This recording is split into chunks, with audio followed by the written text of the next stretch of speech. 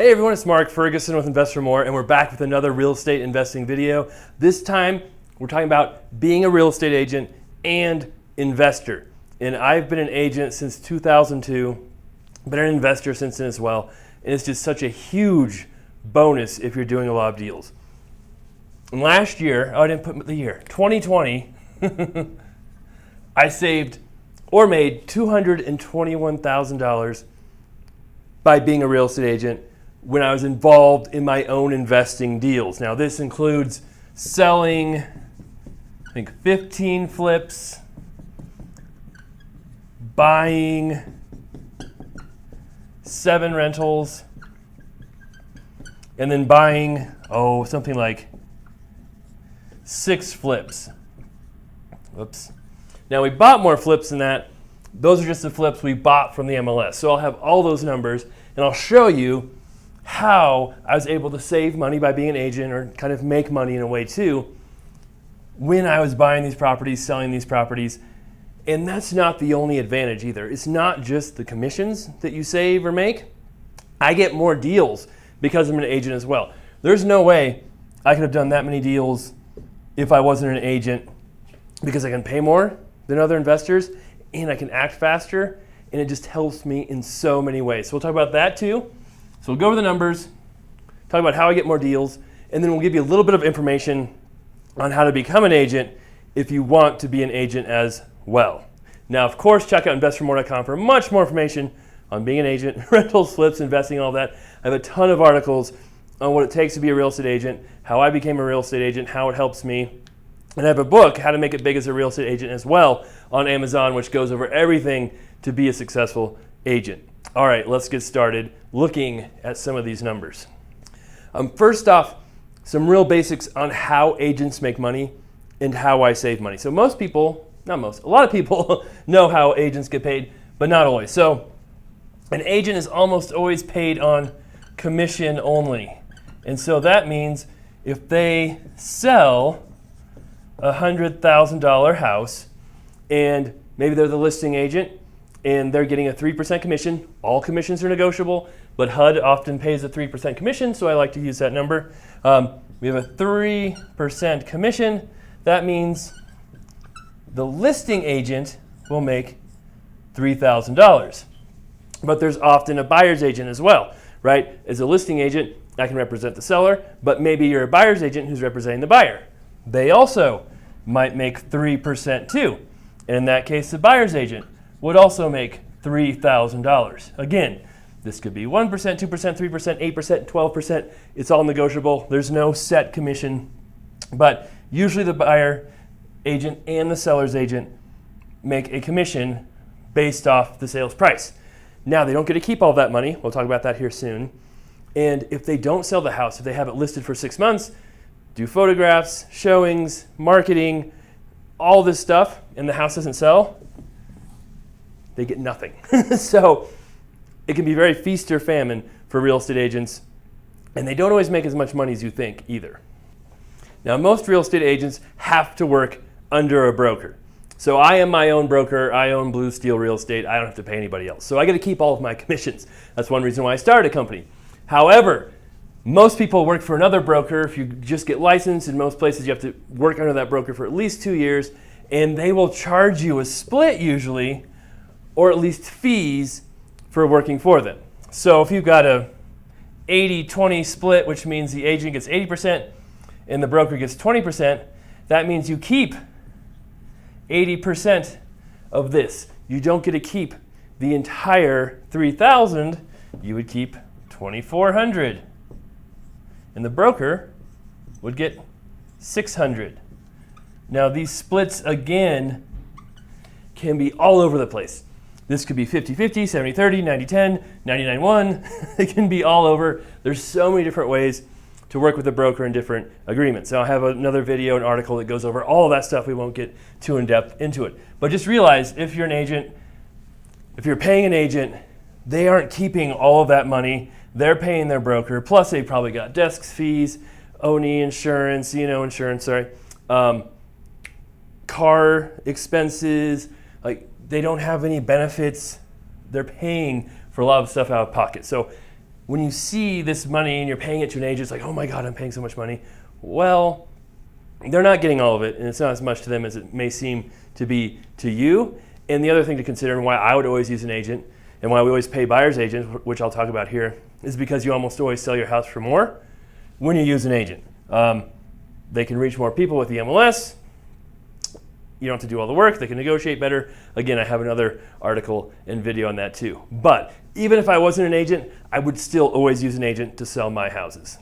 All right, now there's also ways to pay less to your broker. You don't have to pay a ton of money to them. If you only want to use your license for your own investing, and we'll talk about that a little bit later too, but don't think it's impossible to become an agent because you got to pay all these fees and crazy splits to your broker. There's so many different ways. So let's get into the numbers.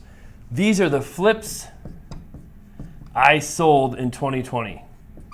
So I sold 15 of them, and our total sales price was $4,840,000, which means if I was not an agent, I would most likely have to pay another agent to listen for me, a listing broker and a buyer's agent. Now, if I was paying 3% to the listing agent alone, it would be $145,200. Now, maybe I could get a better deal. I get 2%, 2.5% because I'm doing so much volume. Who knows? But a lot of times you want to pay for people who are really good at their job, and it's worth it. So I've learned that over the years. So that's savings right there. And then we have this little extra bit right here, this extra $8,000. One of those 15 flips we double-ended, which means we represented the buyer and as a listing agent. So that was like a little bonus money right there. So our total kind of savings from being an agent and being able to list these flips ourselves was over $150,000 in 2020. Now, I mentioned we double-ended this as the buyer's agent. We had a buyer come to us directly before we had the house for sale. They said they want to buy it. They didn't have an agent. That's how it works. But for the vast majority of houses we sell, we list the house and a buyer's agent from another office has the buyer. And that's kind of why we always offer the property in MLS, offer another commission. We offer a 3% commission on our houses. Again, negotiable, but that's what we offer. And it's almost always another agent who buys the house. If it was us trying to double end every property, which means we represent the buyer and the seller, we'd have so many fewer buyers, it would lower our prices. So it's just not worth it to us to try and leave out other agents and other buyers to just find our own, because in the end, we'd make less money. So even if you're selling a house for sale by owner, trying to avoid paying agents, you still want to pay that buyer's agent over here, because if you don't, you're literally knocking out 90% of the buyers who want to buy your house, which means you'll sell it for less. So then you're still paying 3% here. So then is it really worth it to save 3% there, 2% there? So that's why we would always use agents. But that's our savings from being agents and listing the houses ourselves. Now, along with flipping houses, we also bought some rentals and sold a rental. So I ended up buying 6 rentals in 2020. They're all commercial rentals. Actually, one was sort of residential, but that was one I bought from a wholesaler. It wasn't from the MLS. The MLS is a multiple listing service where real estate agents list properties for sale, and wholesalers are other investors who buy houses, sell them quickly, but they don't pay commissions. So when I buy from a wholesaler, I don't make a commission. When I buy directly from sellers, I don't make a commission, but when I buy from the MLS, I do make a commission. So there's a difference on how I buy properties, how I get paid, or if I get paid for the commission. So the 6 rentals were on the MLS, and we sold one as well. So if I combine all of those together, I made $32,147 as being the buyer's agent for those properties and the listing agent for the one we sold. So along with saving commission by being the listing agent, when I sell properties, when I buy properties on the MLS, the agents and the sellers will offer a buyer's agent commission or a transaction coordinator. That's a real estate lingo, not super important, but that's also offered. So I make the offer, even though I'm the agent and the buyer, and a lot of times I'll put an agent in my office's name on it, so it's a little simpler. I make that 3% or 2.8 or 2.5 commission, whatever it is, on the properties I buy too. And that's that number plus one commission for when I sold. So you make money when you buy properties as well. Now we have flips that I bought. So I bought 6 flips from the MLS, around 6, either 6 or 7. Again, we bought more than that. We bought 15 to 20 flips in 2020, but these are the only ones we bought from the MLS. The other ones were wholesalers, direct, so we didn't get a commission on those. $35,350 is what I made on those flips for ones we bought from the MLS. Again, I get paid a commission as a buyer's agent, yes, even though I am the buyer too. All right, so what is the total amount after adding up all of those numbers? $221,022, just over that. Now, I am not doing all this work myself, so that might not be the exact number I'm technically saving because I have other agents in my office who help out with this. Justin lists the houses, puts them in his name, and takes the calls from buyer's agents. However, he also gets seller leads. It's good for him to list these properties. So we have a small agreement where I pay him a little bit to help out with certain things, and that's one of those things. So there's a real small cost to have him do it, but really it's an advantage for him to be able to list these properties. He's not doing any of the paperwork. He's not doing any of the pricing, any of the photographs. My flipping team does all of that, so it's very easy for him, and he's happy to do it. When I'm buying these properties, as I said, we'll have Nikki, who's my project manager, put her name on it as the buyer's agent because she's also a licensed agent, and then it's not confusing as to me being the same agent as the buyer. In some areas, it's not good to have the buyer as an agent. Some foreclosures and REO companies won't pay a commission if the buyer is the agent, so it just makes it much easier to have Nikki put her name on it. She's my buyer's agent. Again, all she really does is put her name on it, and part of me paying her as my project manager and helping out with certain things that's one of her tasks to do, so I don't have to pay her a commission to be the buyer's agent or anything like that. And she also sells other houses on her own too, which I get a split of.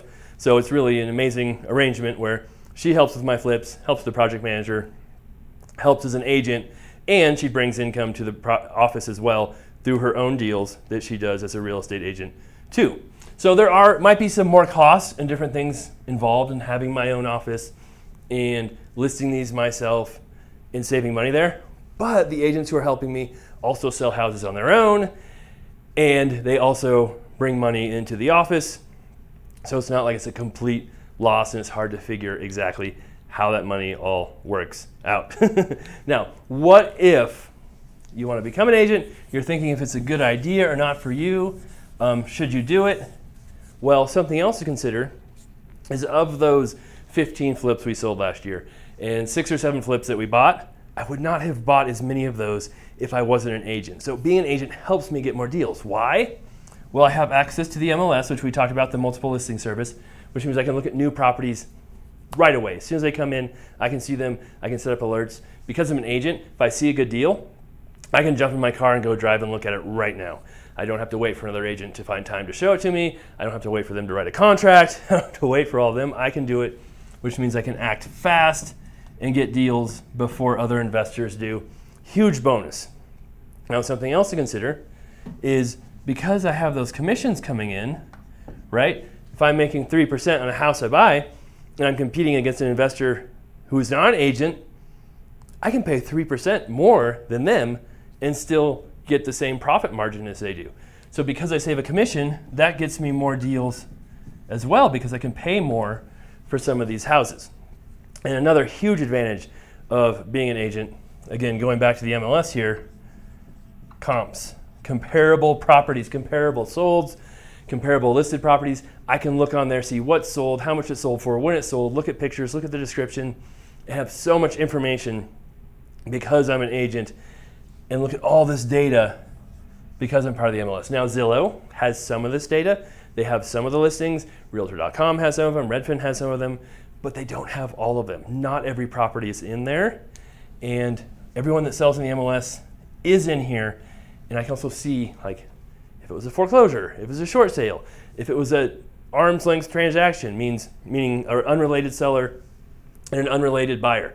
Or if it said, hey, these are related buyers, this might not be market value. So there's so much more information in the MLS, and that's a huge bonus when being an agent and gets me more deals makes my values more accurate, just makes investing so much easier. So a lot of people ask me, right, should I become a broker? Should I become an agent if I'm an investor?